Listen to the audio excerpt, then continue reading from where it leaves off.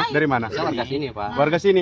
Ini kepala lingkungan RW. Ya, tahu ini Bapak RW. Ya, Siapa yang mengganggu ibadah? Ada hukumnya kan? Tahu sendiri kan?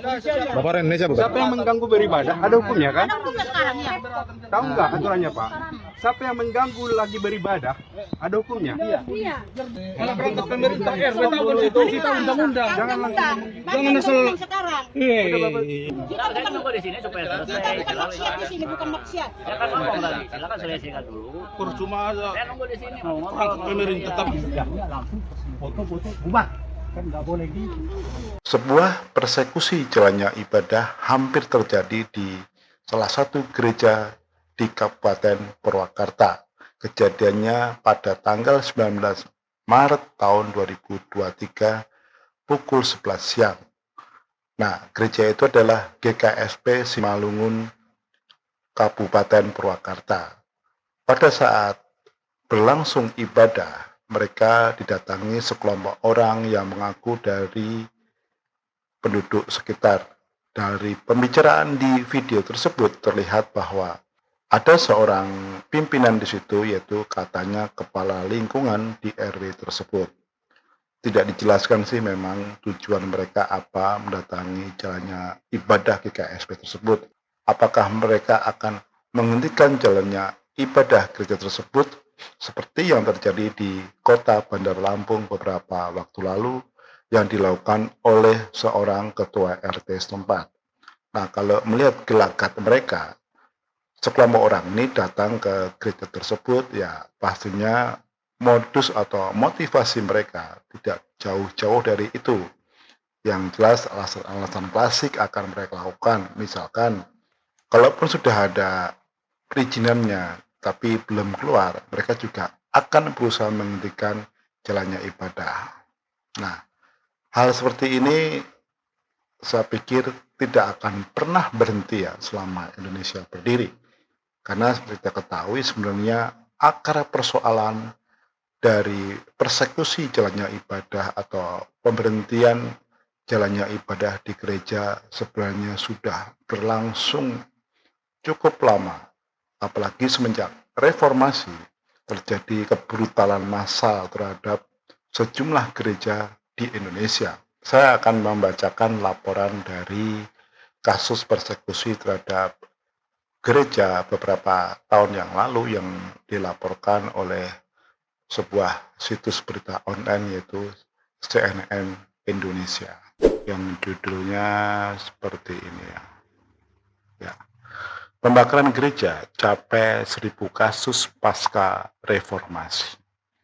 Ini menarik banget ya, dan ini ditulis oleh CNN Indonesia pada tanggal 14 Oktober 2015. Kita cek isi beritanya kayak apa ya. Jadi CNN Indonesia pada tahun 2015 itu melaporkan bahwa jumlah pembakaran gereja mencapai 1000 kasus pasca Indonesia melewati reformasi. Terakhir, terjadi pembakaran 2 gereja oleh sekelompok orang tidak dikenal di Aceh Singgil pada Selasa siang 13 Oktober tahun 2015. Nah, ada yang menarik di sini, seorang penggiat Aliansi Nasional Tunggal Ika, yaitu Ika Sudarto. Ini Ika Sudarto menjelaskan bahwa pembakaran gereja sudah terjadi sejak tahun 1967 silam. Ya, ini artinya sebenarnya bukan cerita baru, tapi adalah cerita lama. Nanti kenapa dimulai secara masif pada tahun 67, saya akan ulas di artikel berikutnya. Jadi menurut Ika Sudarto ini, kejadian atau kasus ini penyebabnya adalah naiknya persentase penganut agama Nasrani baik Katolik ataupun Kristen ya. Nah, dia juga menambahkan ya berkaitan dengan kenapa dimulai pada tahun 67. Pada tahun 1967, penganut Nasrani naik dari 2% menjadi 6% dan itu menyulut emosi para muslim intoleran sehingga terjadilah pembakaran untuk pertama kalinya. Jadi memang awalnya dimulai pada tahun 67. Tapi yang menarik dari video ini yang tersebar di media sosial dan sudah diangkat oleh seorang penggiat media sosial yaitu Abu Janda atau Permadi. Ini menarik ya. Di situ terlihat ada keberanian dari pendeta dan jemaat di situ yang istilahnya mereka menghadapi dan melakukan persuasi sekaligus mengingatkan bahwa mengganggu jalannya ibadah itu melanggar hukum dan itu memang benar karena memang ada aturannya di KUHP. Ya, bersyukurlah ternyata kelompok massa atau orang-orang yang datang ke tempat itu tidak beringas atau brutal. Misalkan mereka sudah menyiapkan senjata tajam ataupun sudah menyiapkan api untuk membakar gereja. Ya, semoga ini tidak terjadi ya. Pasti kalau terjadi akan menjadi sebuah presiden yang buruk bagi kehidupan atau hubungan antar umat beragama di Indonesia. Nah, di akhir video ini saya juga akan mengungkapkan akar dari persoalan kenapa kasus-kasus persekusi di Indonesia terhadap gereja itu tidak akan pernah berhenti. Karena memang ada sumbernya dan sampai hari ini pun itu akan masih berlangsung. Mari kita cek laporan yang saya ambil dari situs NU Online. Dari sini kita bisa mendapatkan gambaran kenapa kasus persekusi terhadap gereja di Indonesia itu tidak akan berhenti. Mengapa pada tahun 67 menjadi titik awal adanya persekusi secara masif terhadap umat Kristiani di Indonesia? Ini saya menemukan berita di media online NU ya. Ya, ini judulnya Mengapa Jumlah Umat Islam di Indonesia Menurun, yang dirilis pada kapan ya? 8 Desember tahun 2016. Nah, ini menarik menurut saya nih. Yang ditulis oleh Abdul Hamid ya. Saya bacakan lead atau paragraf pembukaannya ya. Jangan merasa besar dulu kalau menonton ratusan ribu bahkan jutaan umat Islam yang berdemo pada 4/11 ataupun 212. Ketahuilah, persentase umat Islam di Indonesia tiap tahun terus menurun. Bahkan beberapa tahun ini bukan tidak mungkin terlampaui kalau tetap keras kepala belum juga mau introspeksi ya. Jadi penulis mengatakan ya dia teringat ya paragraf kedua ini ya. Saya menjadi teringat sekitar tahun 1993 saat saya bersama Dr. Andus Zainul Tauhid Saadi, sekarang Wakil Ketua MUI Pusat, menjadi peserta penyusunan draft materi Kongres NU di sebuah hotel di Jakarta sebagai wakil pengurus PP IPNU. Saya sempat duduk satu meja lobi dengan Gus Dur, sedangkan Gus Saiful maaf hanya berdiri. Di sela-sela kesibukan sempat berjumpa KH Yusuf Hasim, pengasuh pondok pesantren Tebu Ireng waktu saya nyantri. Nah, ini paragraf ketiga. Ya, menarik nih tulisannya ya. Saya masuk komisi organisasi mengusulkan agar PPNU memiliki bidang dakwah di daerah transmigrasi yang menurut saya sangat strategis untuk pengembangan wilayah. Sayang pendapat sederhana itu dimentahkan begitu saja oleh Rosi Munir yang pernah menjadi ketua demografi UI. Terus terang saat itu saya secara teknis tidak cukup cerdas untuk menyampaikan formulasi urgensi dakwah di daerah terisolasi di Indonesia. Sedangkan Musnir enggan menangkap esensi pendapat saya yang mestinya bisa dengan solusi fungsi LDNU ditingkatkan, tidak mematahkan masukan ide dengan kekuatan, tidak mematahkan masukan ide dengan kekakuan atau formalitas lembaga. Ya. Paragraf keempat, ini saya bacakan juga ya, biarnya. Relevansi prolog di atas sebelum masuk pokok bahasan-bahasan ini, mantan Ketua Mahkamah Konstitusi Jimli Asidiki angkat bicara terkait fenomena persentase populasi umat Islam di Indonesia yang semakin menurun. Menurutnya, Hal ini dipengaruhi oleh faktor pengembangan dakwah yang tidak berbanding antara yang dilakukan lembaga-lembaga agama Islam dengan agama lain. Jumlahnya atau masyarakatnya naik, tapi prosentasenya menurun karena produktivitas dakwah dari umat beragama lain lebih efektif. Saya rasa penjelasannya begitu, ujar Jimli di kantor MU Pusat Jakarta 18 Mei tahun 2016.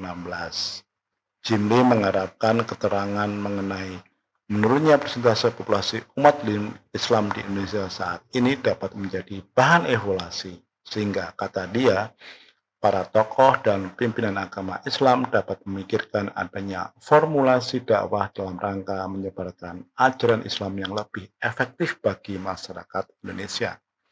Nah, paragraf berikutnya ya,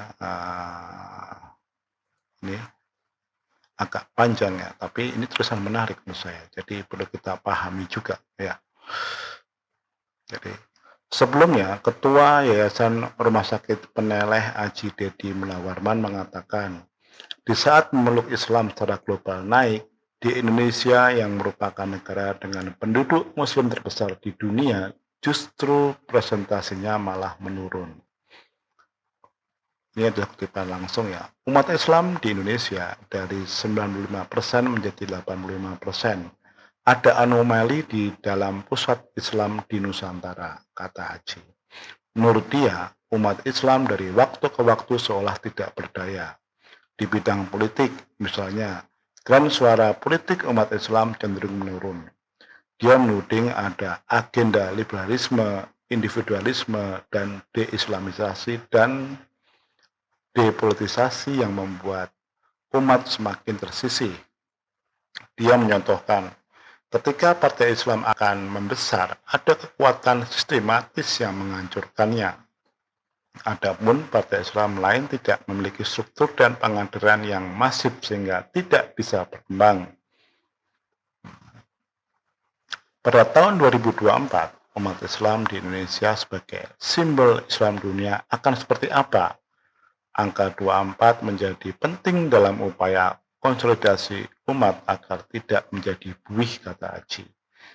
Dia meyakini ada hadis terkait pembaharu 100 tahun, di mana umat akan bangkit pada pemilu 2024 kalau konsolidasi dimulai sekarang. Dia mengatakan Rasulullah lahir pada tahun 624, Yazid 724, Al-Ma'mun 824, Sabrang Lor dan Trenggono 1524. Diponegoro 1824, Cokro Aminoto 1924. Siklus 100 tahun setiap perubahan selalu terjadi konsolidasi umat. Nah, mungkin tahun 2024 ini juga memang ada kaitannya. Karena pada tahun 1924 jadi pada tahun 1924 kekhalifahan Utsmani di Turki itu runtuh atau bubar, dan kabarnya memang pada tahun 2024 itu akan menjadi sebuah semacam konsolidasi bagi umat Islam dunia.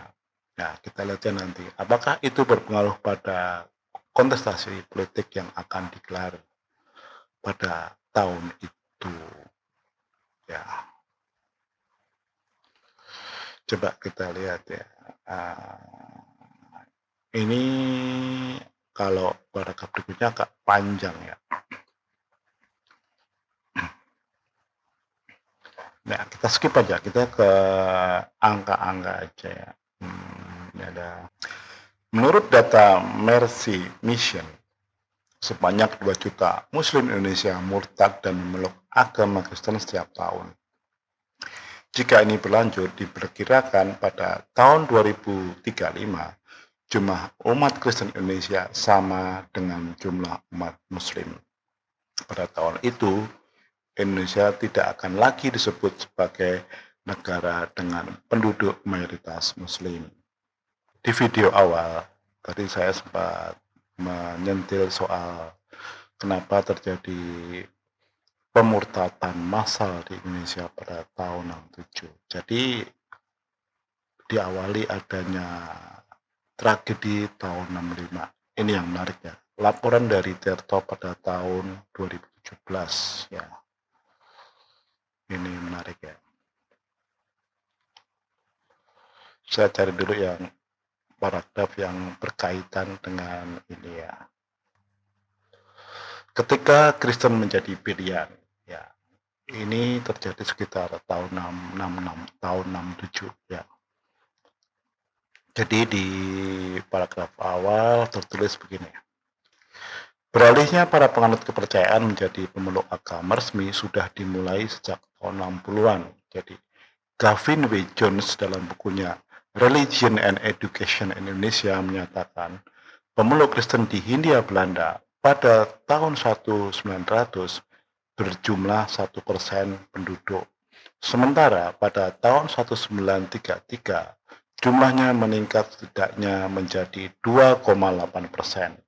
Sedangkan pada tahun 1971 umat Kristen Indonesia mencapai 7,4%.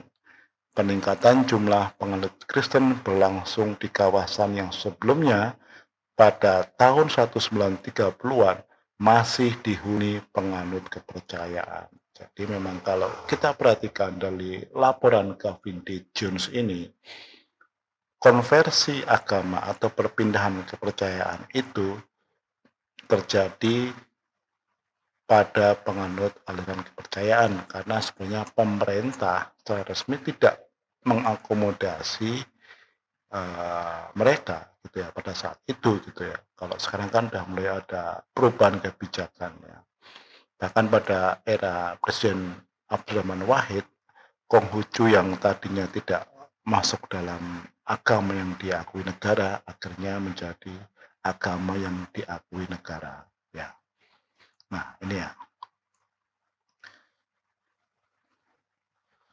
Dituliskan dalam artikel ini ya, sulitnya mendapat data-data soal pertumbuhan penduduk muslim membuat John memfokuskan kajian ke umat Kristen di Indonesia.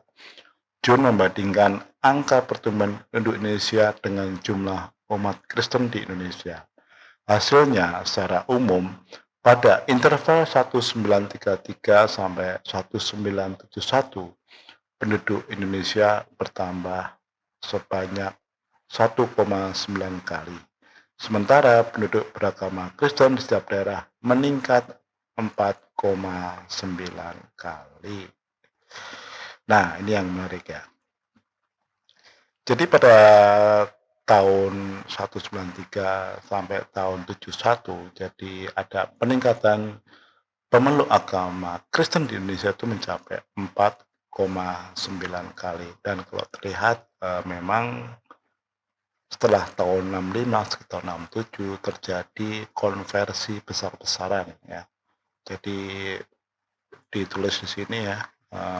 Di Jawa Barat pada sensus Provinsi Banten dan Jakarta dihitung masuk ke Jawa Barat. Misalnya pada tahun 1933 ada sebanyak 34 penduduk Kristen. Sedangkan pada tahun 1971 jumlah tersebut bertambah 17,8 kali lipat menjadi 614.000 orang ya. Dan ini juga ada pertumbuhan juga di Kalimantan. Pertumbuhan pesat umat Kristen terjadi di Kalimantan Tengah dan Timur. Pada 1971 ada 239.300 penduduk beragama Kristen. Padahal pada 1931 tercatat hanya ada 7.200 memeluk agama Kristen. Jadi kebijakan pemerintah pada saat itu dengan tidak mengakui kepercayaan atau keyakinan tradisional yang sudah ada di Indonesia sebelum ada agama-agama atau keyakinan suku, dengan kebijakan pencantuman agama di KTP yang mau nggak mau para penganut kepercayaan tradisional ini harus memilih agama dan kebanyakan dari mereka itu memilih ke agama Kristen. Kenapa bukan agama Islam ya? itu perlu pembahasan sendiri ya. Tapi suatu momentum yang tidak bisa dilupakan yaitu pada pasca terjadinya G30 SPKI yang kita kenal dengan pemberontakan PKI. Jadi kalau di paragraf berikutnya, penganut Kristiani atau umat Kristiani Indonesia itu naik karena ada konversi dari pemeluk agama tradisional pribumi. Tapi di era berikutnya sekitar tahun 6667 ini juga ada sebuah peristiwa yang cukup besar ya. Di sini dikatakan begini ya, meskipun angkanya tidak sama persis, riset serupa juga ditulis oleh seorang bernama Gerson Benia Narciso dalam Christianization in New Order Indonesia. Jadi tahun 1965 sampai 1998. Jadi tahun 65 peristiwa G13 PKI, tahun 98 itu era reformasi, ya peristiwa reformasi yang judulnya laporannya adalah Discourses, Debates and Negotiation. Jadi Narciso ini mencatat populasi umat Katolik di Indonesia selama 1966 sampai 1967 meningkat 7,4%. Terdapat laporan yang mengatakan jumlah orang yang menunggu dibaptis secara Katolik setelah tahun 65 di Jawa Tengah jumlahnya melebihi umat Katolik yang ada di Indonesia pada waktu itu ya. Demikian juga pertumbuhan umat Kristen ya di sini ya. Pertumbuhan umat Kristen juga dapat dilihat dari naiknya jumlah anggota gereja. Anggota Gereja Baptis Indonesia meningkat dari 1.317 pada tahun 60 menjadi 3.391 pada tahun 65. Sementara dari Juli sampai Agustus 1966, Gereja Kristen Jawa Timur membaptis sekitar 10.000 orang. Di Sumatera Utara, Gereja Protestan Patakaro membaptis lebih dari 26.000 orang antara tahun 1966 hingga 1967 ya. Jadi akar persoalannya menurut laporan Narciso ini ya. Jadi pada tahun 65 Soekarno mengeluarkan keputusan presiden yang membatasi negara hanya mengakui 6 agama saja, yaitu Islam, Kristen, Katolik, Buddha, Hindu, dan Konghucu. Ketetapan nomor 1 PNPS 1965 tentang pencegahan penyalahgunaan dan atau penodaan agama ditertibkan Soekarno untuk mengakomodir permintaan dari organisasi-organisasi Islam yang ingin melarang aliran kepercayaan. Mereka menganggap aliran kepercayaan bisa menodai agama yang ada di Indonesia. Ketetapan Soekarno tersebut disarikan menjadi pasal 156A KUHP. Jadi kita sekarang tahu bahwa pasal penodaan agama itu sudah terbit pada tahun 65 pada saat pemerintahan Presiden Soekarno. Soekarno menerbitkan peraturan ini atas desakan beberapa organisasi Islam yang ingin melarang aliran kepercayaan. Nah, ternyata dengan adanya penetapan 6 agama ini membuat semua menjadi backfire bagi umat Islam di Indonesia. Karena penganut aliran kepercayaan yang ada di Indonesia itu mereka mengkonversikan diri menjadi pemeluk agama Kristen dan Katolik ya. Yang akhirnya populasi umat Kristiani di Indonesia itu meningkat pesat lebih dari 100%, bahkan sampai 500%.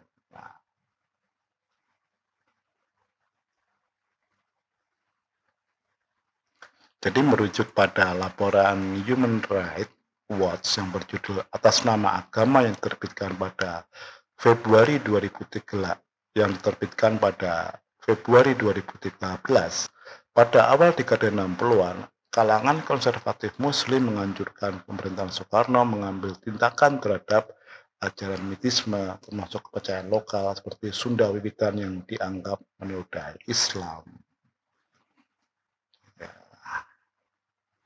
Jadi pada saat itu Soekarno sepaham ya dengan kalangan Muslim konservatif ini dan menganggap hampir di seluruh wilayah Indonesia timbul aliran-aliran dan organisasi-organisasi kebatinan atau kepercayaan yang bertentangan dengan ajaran agama dan hukum agama. Maka Soekarno pada saat itu menerbitkan Ketetapan nomor 1 PNPS 1965 yang diturunkan lagi menjadi beberapa peraturan di KUHP yang menimbulkan juga lagi namanya pasal penodaan agama. Nah, setelah Soekarno turunnya ada lagi perubahan juga ya. Ini menarik nih. Ini adalah tulisan yang menarik ya. Di tahun itu pula terjadi peristiwa G30S yang kemudian Partai Komunis Indonesia PKI dituduh berada di belakangnya. Sejak itu para anggota PKI beserta simpatisannya pun diburu dan dibunuh oleh aparatur negara dan laskar-laskar sipil. Setelah Soekarno lengser pada tahun 67, Soekarno menganggap agama adalah benteng yang bisa menghalangi kembalinya komunisme.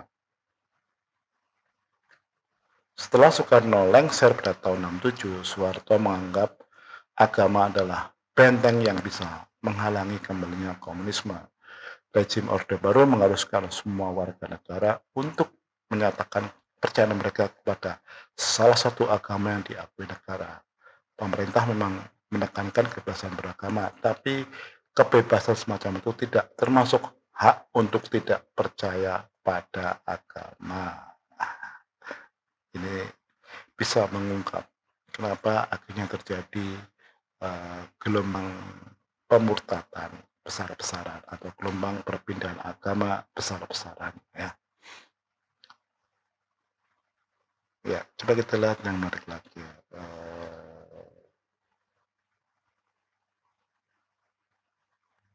Nah, dia adalah meme yang menarik nih. Rangkuman dari tulisan di atas.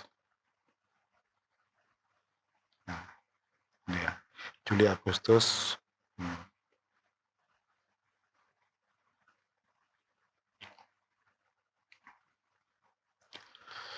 Ini laporan dari Avery Willis JR ya, Indonesian Revival. Why 2 million come to Christ?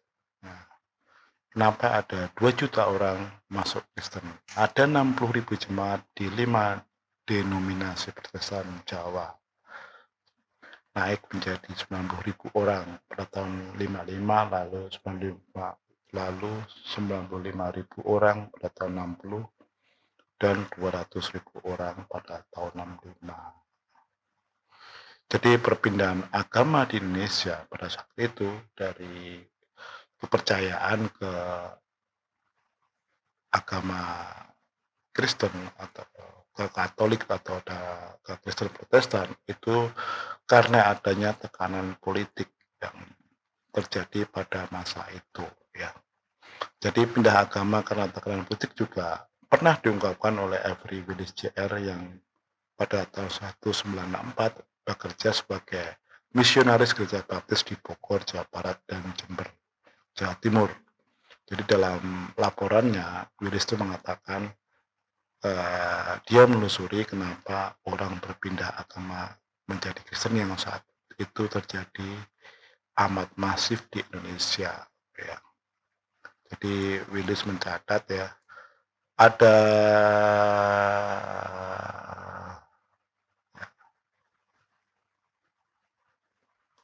jadi selain masalah kasus G30 SPKI ya,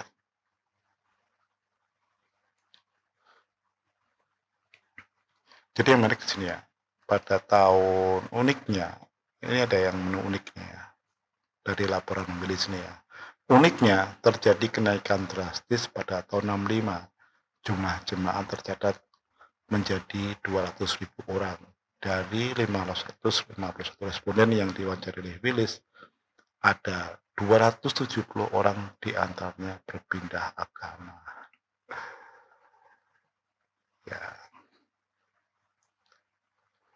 Ya, Willis juga mengungkapkan ya di sini juga menuliskan laporan penelitiannya Dia mengatakan bahwa orang yang beralih keyakinan ke Kristen tersebut secara kebanyakan berasal dari komunitas abangan yang kerap diidentifikasi dekat dengan kelompok kiri. Respondennya menyebutkan sebagai abangan mereka sering dituduh tidak memiliki agama. Hal tersebut beresiko, mereka gampang dilabeli komunis. Mereka juga menyebut peran para aktivis Islam di dalam pembantaian 1965 dan sampai 1966 sebagai